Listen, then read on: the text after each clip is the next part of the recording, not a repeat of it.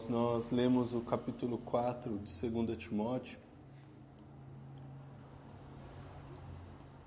e é muito rico. Eu tenho certeza que eu não vou conseguir falar tudo a respeito desse capítulo, mas que o Senhor nos auxilie. Gostaria de chamar a atenção ao início do texto aqui, e nós vamos falar um pouco sobre cada trechinho. Ele diz o seguinte no início do verso 1: Conjuro-te, pois, diante de Deus e de Jesus Cristo, que há de julgar os vivos e os mortos na sua vinda e no seu reino. Ele está fazendo aqui uma convocação, né? Conjuro-te, em nome do Senhor, que pregue a palavra a tempo e fora de tempo, corrija, repreenda, exorte os irmãos com toda paciência, né? Com toda longanimidade. Irmãos, dura tarefa, dura tarefa é pregar a tempo e fora de tempo, corrigir os irmãos. Nós vemos o trabalho dos irmãos que têm falado à igreja há mais tempo. Eu via também o trabalho de irmãos dedicados à obra, a pastores, quando eu ainda congregava em denominações. E aqueles que têm o coração sincero, eles trabalham muito, irmãos. É muito trabalho. E aí Paulo dá essa injeção de ânimo, essa convocação. Porque nós somos assim, irmãos. Nós somos frágeis. Muitas vezes preguiçosos, muitas vezes desanimados. Às vezes nós precisamos de ânimo, às vezes nós precisamos de um empurrão. E aí Paulo diz isso, né? Conjuro-te, em nome do Senhor, faça o trabalho. Porque nós somos tão maus, irmãos, que às vezes nós precisamos de uma bronca, de uma ordem. Ainda que haja amor e o Senhor nos tenha dado amor por Ele, pela Sua palavra, uns pelos outros, nós somos muito limitados nisso. E às vezes precisamos de disciplina. E no verso 3 ele prossegue: Porque virá tempo em que não suportarão a sã doutrina, mas tendo coceira nos ouvidos, cercar-se-ão de mestres, segundo as suas próprias cobiças, e se recusarão a dar ouvidos à verdade, voltando-se às fábulas. Ora, irmãos, qualquer um de nós pode ver que esses tempos já chegaram. Nós vemos pessoas pregando sobre dinheiro, sobre curas, como se apenas as coisas daqui importassem.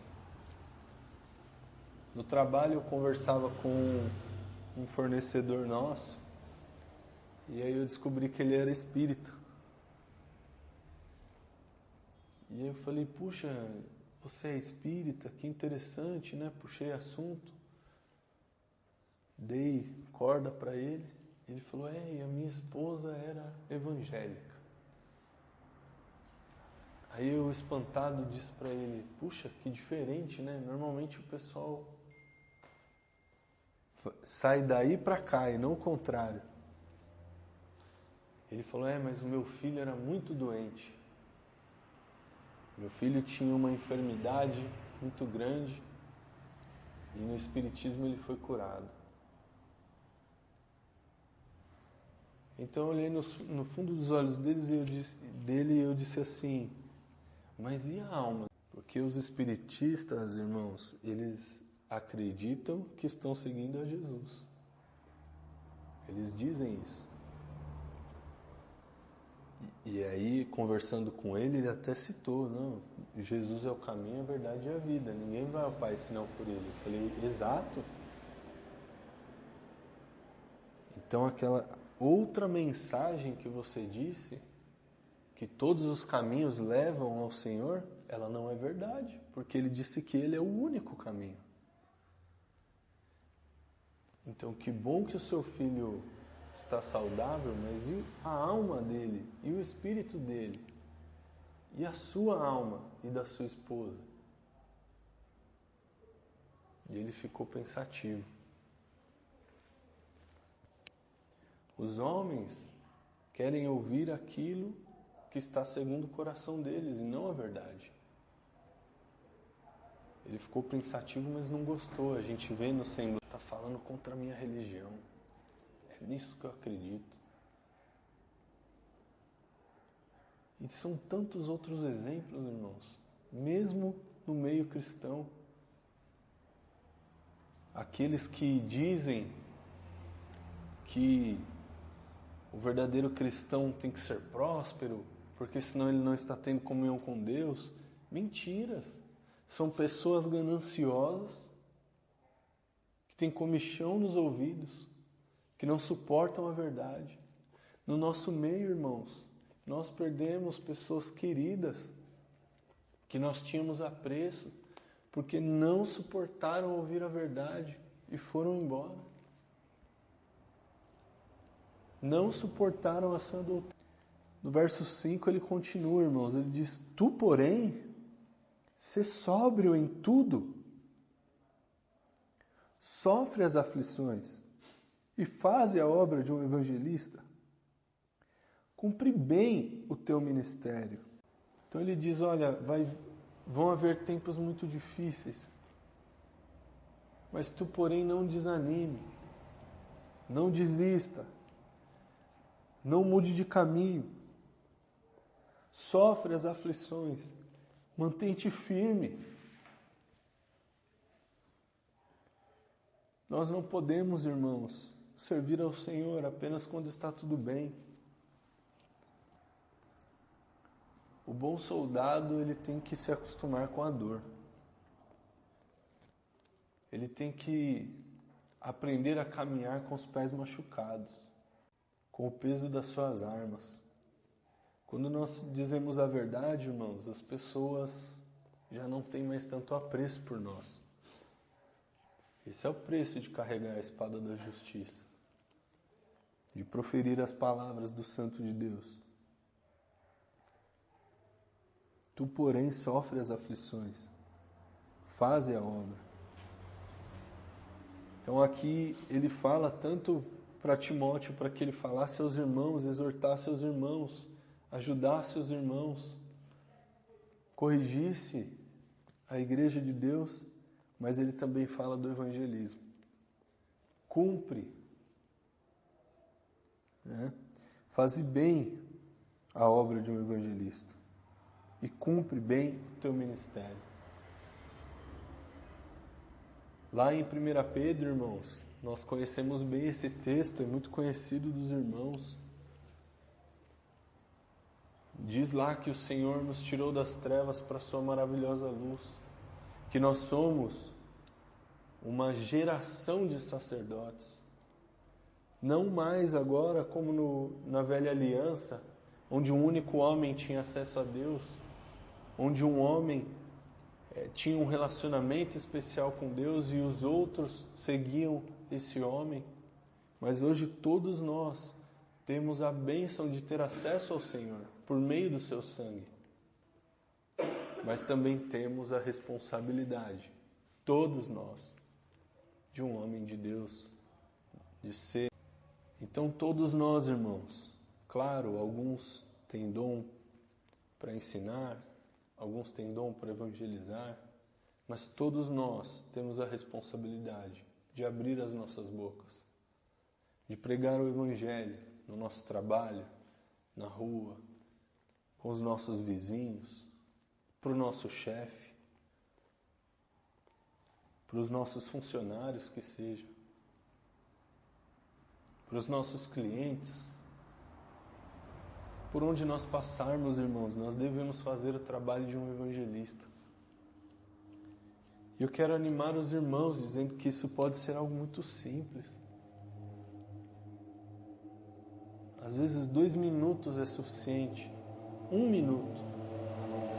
Irmãos, compõe 1 minuto tem apenas 60 segundos. Em 1 minuto é possível deixar uma mensagem para uma pessoa. Deixar algo para aquela pessoa pensar. Dizer a ela que ela é nascida do pecado. E que ela precisa do sangue do Cordeiro. Que ela precisa do sacrifício dele. Para viver. Uma pessoa doente, com depressão, ela pode ouvir de nós que mesmo com tristeza,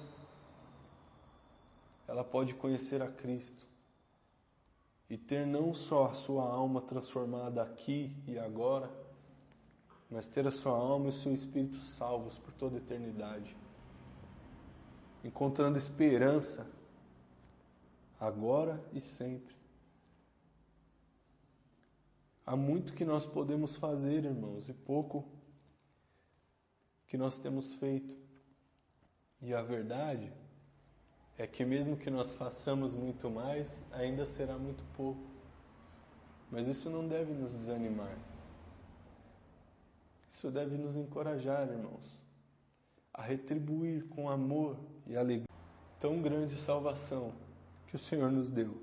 No verso 6, ele diz o seguinte: quanto a mim, já estou sendo derramado como libação, ou seja, como um sacrifício. Paulo já estava esperando a sua morte. E o tempo da minha partida está próximo. Combati o bom combate, acabei a carreira e guardei a fé. Desde agora a coroa da justiça me está guardada, a qual o Senhor, justo juiz, me dará naquele dia, e não somente a mim, mas também a todos os que me amarem a sua vinda. Eu peço perdão aos irmãos, esse texto para mim é muito emocionante. Foi esse texto que eu preguei no velório da minha mãe. Haviam muitas pessoas, irmãos. Ela faleceu de repente. Não deu tempo de avisar muita gente, mas estava lotado, cheio de ímpios. Minha mãe conversava com todo mundo, era impressionante. Ela falava o tempo todo do Senhor, na simplicidade dela. Então, com alegria no Senhor, e eu creio que Ele me deu forças para isso, eu mesmo preguei essa mensagem, dizendo: olha, a minha mãe cumpriu a carreira da fé. Ela pregou para todos vocês. Ela guardou a fé. Ela cumpriu a missão dela. E hoje eu fico com a dor da saudade, mas com a certeza de que ela está no Senhor. Mas e vocês? Para onde vão? Quando chegar a vez de vocês. E nós vemos Paulo aqui, irmãos, não desesperado, porque está chegando a sua hora. Nós não vemos Paulo inconsolável e se agarrando com todas as forças da sua vida terrena. Nós vemos aqui um homem como que chegando à sua aposentadoria, respirando. Eu guardei, eu cumpri. E no verso 8, como nós líamos, nós já vemos para onde ele está olhando. Desde agora, a coroa da justiça me está guardada, a qual o Senhor, justo juiz, me dará naquele dia. E não somente a mim, mas também a todos os que amarem a sua vinda. Irmãos, esse não é um homem com medo da morte. Como não foi durante toda a carreira da sua fé. Como nós vimos inúmeras vezes no livro, enfrentando a morte, enfrentando todo tipo de adversidades, assaltantes, longas viagens, dedicando a sua vida por inteiro. E mesmo velho, cansado, doente, nós vemos aqui um homem aliviado e esperançoso. Irmãos, normalmente quando nós estamos doentes, quando estamos fracos, nós reclamamos, nós nos iramos, nós nos sentimos injustiçados, como se merecêssemos algo muito melhor, como se fosse dignos do melhor. E aos que pregam isso, esses falsos mestres, aos que pregam, você é herdeiro desta terra, vocês devem ter o melhor. Não, irmãos. Nós éramos herdeiros da justiça e da ira de Deus. Nós éramos merecedores do castigo eterno. Todos nós, irmãos. Nós éramos merecedores do pior e não do melhor. Mas a sua graça maravilhosa nos alcançou no meio das trevas e nos trouxe para o reino do Filho do seu amor, na luz. E nós devemos nos lembrar disso, irmãos, e não reclamarmos tanto das nossas lutas, mas darmos graças ao Senhor, seguirmos em frente como soldados corajosos, para que nos últimos dias nós tenhamos não só a esperança, não só a alegria de sabermos que estamos a poucos passos de encontrar o nosso Senhor, mas de termos também o alívio de termos servido a Ele com a nossa força, com a força da juventude, com a nossa força física, com a força do nosso entendimento, com o nosso espírito, com a nossa alma. Que os nossos pés, irmãos, nos levem a servir ao Senhor, a pregar a sua palavra onde formos. Que nós preguemos a ímpios e preguemos exortando também aqueles que julgam a si mesmos como santos de Deus, o verdadeiro evangelho, irmãos. Do verso 9 em diante, irmãos, eu vou deixar para a próxima reunião, mas eu gostaria que os irmãos pensassem nisso. Quando os meus dias estiverem terminando, eu terei a mesma alegria de ter servido ao Senhor? Eu estarei tão esperançoso e ansioso por vê-lo? Ou estarei preocupado e triste porque queria tê-lo servido? O Senhor nos dê graça, irmãos, para servi-lo com amor e dedicação, tanto quanto pudermos. Irmãos, eu queria só, 2 Timóteo, capítulo 4, no verso 13, diz: quando vieres, traze a capa que deixei em Troade, em casa de Carpo, bem como os livros, especialmente os pergaminhos. Esses pergaminhos aqui, não é muito claro o que são. Esses pergaminhos podem ser pergaminhos, papéis em brancos, para que Paulo pudesse escrever as cartas, pudesse escrever mais. Esses pergaminhos também pode ser o Velho Testamento. E como o irmão disse, este Paulo está no fim de sua vida. A carreira dele está terminando. Não está escrito aqui, mas pela história da igreja nós sabemos o modo que Paulo morreu.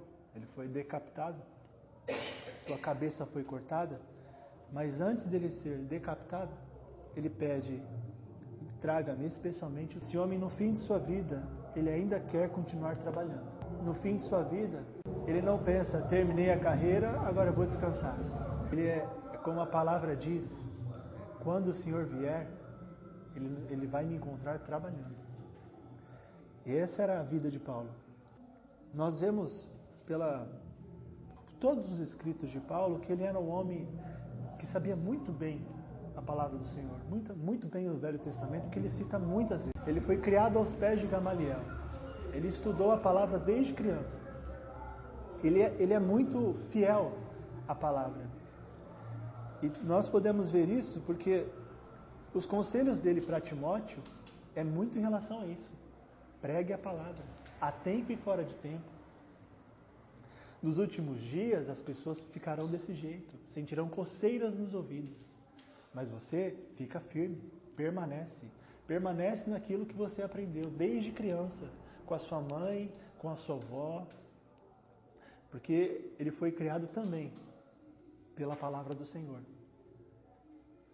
Isso é uma exortação para nós, irmãos, que do início ao fim das nossas vidas, nos apeguemos à palavra. Não, é muito interessante porque esse homem aqui, como o irmão disse, nós vemos pelas cartas, por toda a história de Paulo, que ele foi açoitado muitas vezes. Ele foi açoitado com vara, foi açoitado com chicote, ele sofreu todas as coisas possíveis. Torturas, pressões psicológicas, roubo, naufrágios. Imagina um homem desse no fim de sua vida, como era a coluna, como era a pele desse homem. Toda marcada, cheio de marcas. Mas ele diz, eu trago as marcas de Cristo. Né? Essas marcas são para a glória de Cristo. O que ele sofreu foi por causa de Cristo.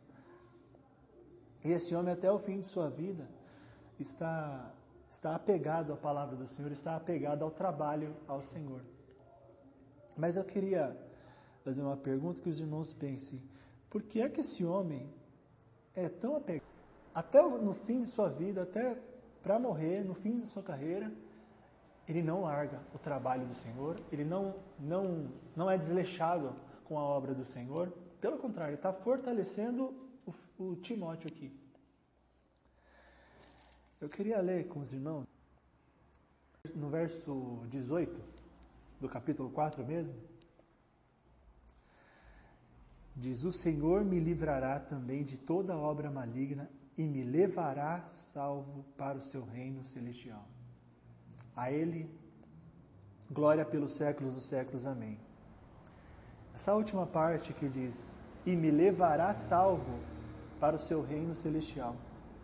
Mas por que esse homem tem tanta certeza, irmãos? Por que essa certeza da salvação, a certeza que ele será levado a salvo para o reino celestial de Cristo? Aqui diz no verso 8, já a coroa da justiça me está guardada. Por que ele tem tanta certeza disso, né, irmãos? Olhem no capítulo 1, verso 12. Por isso estou sofrendo essas coisas. Todavia, não me envergonho, porque sei em quem tenho crido. Porque sei em quem tenho crido.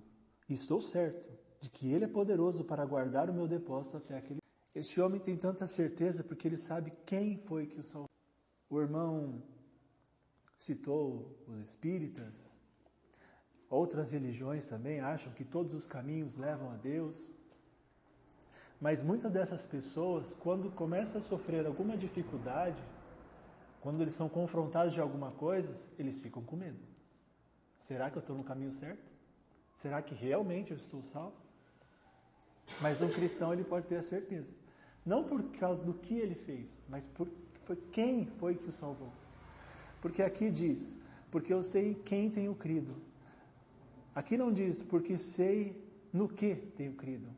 Ou porque eu sei que eu tenho feito alguma coisa. Não, aquele que morreu na cruz, aquele que nos salvou, foi por causa dele, é em quem temos crido. E nós podemos ver também, irmãos, porque essa certeza da salvação, no próprio 2 Timóteo, no capítulo todo, ela aparece algumas vezes. Nós vimos também no capítulo 2, no verso 11, Paulo dizendo assim, fiel é esta palavra, se já morremos com ele, também viveremos com ele. Se perseveramos, também com ele. Se morremos, com ele viveremos. Se perseveramos, se sofremos, algumas versões diz sofremos, nós reinaremos com ele. Outra vez aparecendo a certeza da salvação em Cristo Jesus. E essa certeza eu queria também fazer um paralelo com a mensagem de ontem. Em Romanos 8, eu queria ler novamente. Eu disse aqui que Paulo ele foi decapitado. Até o fim de sua vida ele estava trabalhando na obra do Senhor, amando a palavra do Senhor, estava morrendo por causa disso. Uma pessoa que morreu pela causa aparecido foi João Batista. Ele morreu porque ele condenou o pecado. Ele disse, você está em pecado, você está adulterando, e isso é pecado. E por causa disso ele foi preso e pediram a cabeça dele. Morreu por causa da palavra do Senhor. Morreu por causa do zelo ao trabalho do Senhor. Paulo foi zeloso também em sua vida. E com tanta certeza que aqui em Romanos, e nós sabemos quem foi que escreveu Romanos, foi o próprio Paulo, e ele diz aqui no verso 30 do capítulo 8, e aos que predestinou, a estes também chamou. E aos que chamou, a esses também justificou. E aos que justificou, a esses também glorificou. Essas são, irmãos, correntes de ouro que não se quebram nunca. Isso tudo que está escrito aqui, ele nos predestinou, também nos chamou, e aqueles que chamou também justificou, e aqueles que justificou glorificou.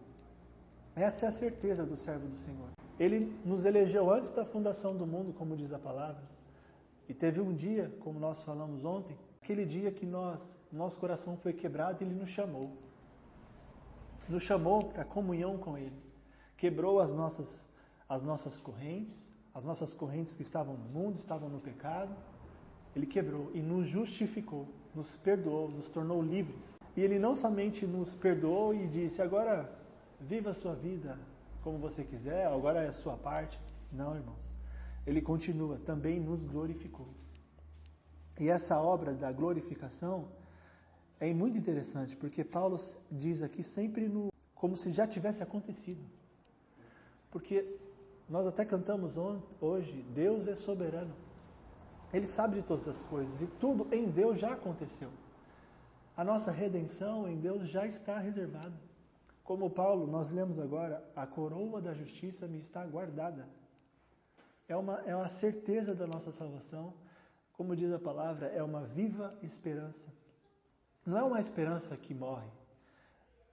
Muitos irmãos, às vezes querem colocar dúvida na nossa cabeça. Por exemplo, irmãos, eu ouvi, mas cuidado, se você pecar, se o Senhor vier, você vai perder a salvação.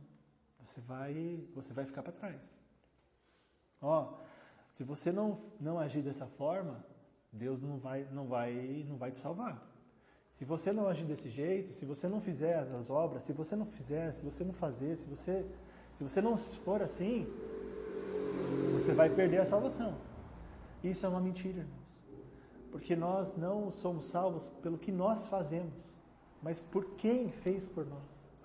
Como acabamos de ler aqui, porque sei em quem tenho crido e estou bem certo. Nós podemos estar certos por causa daquele que fez todas as coisas. Porque Ele nos salvou. E qualquer pessoa que tente nos tirar isso, irmãos, essa alegria da salvação, essa certeza, nós devemos orar e nos voltar para a palavra. Porque quando alguém tenta fazer essas coisas, isso tira a nossa paz. Porque quando nós não temos certeza se somos salvos ou não, ou ficamos com medo, amanhã eu pequei e já era. Se o Senhor voltar hoje, eu vou para o inferno. Quem vive dessa forma, vive angustiado. É uma incerteza sempre. Nunca está certo de nada. Qualquer momento ele pode perder a salvação e acabou para ele. Se ele for fiel, servir, fazer obras como dizem que tem que ser feito, para alcançar ele mesmo a própria salvação, né, como dizem alguns, e um dia ele tá mal, tá ruim, tá desanimado, e aquele dia ele morre, perdeu a salvação. Mas nós devemos sim fazer boas obras, nós devemos sim ser fiéis uns aos outros, servir uns aos outros, trabalhar, mas não confiando que nós seremos salvos por causa disso. Nós somos salvos por causa de Cristo Jesus, porque foi Ele que nos salvou, e é essa a certeza que nós temos. O próprio Filho de Deus, Deus morreu por nós e nos salvou. E como nós lemos aqui, Ele nos elegeu antes da fundação do mundo, Ele nos chamou, Ele nos justificou e nos glorificou. Essa é a certeza da nossa... Que venhamos nos apegar mais nisso, irmãos, também meditarmos mais nessas coisas, porque como a palavra diz, nós devemos nos apegar com mais firmeza à palavra que temos ouvido, a menos. Irmãos, essa questão que o irmão Bruno citou é muito importante. E nós já lemos algumas vezes, tanto em Atos como em outros textos, Paulo alertando, né? Olha, cuidado com o irmão tal, porque eles têm tentado tirar a esperança dos santos. Cuidado com o irmão tal que diz que a ressurreição já foi, que tenta roubar de nós a esperança. Então existem doutrinas, como o irmão Bruno falou, que são muito perigosas, que elas parecem boas.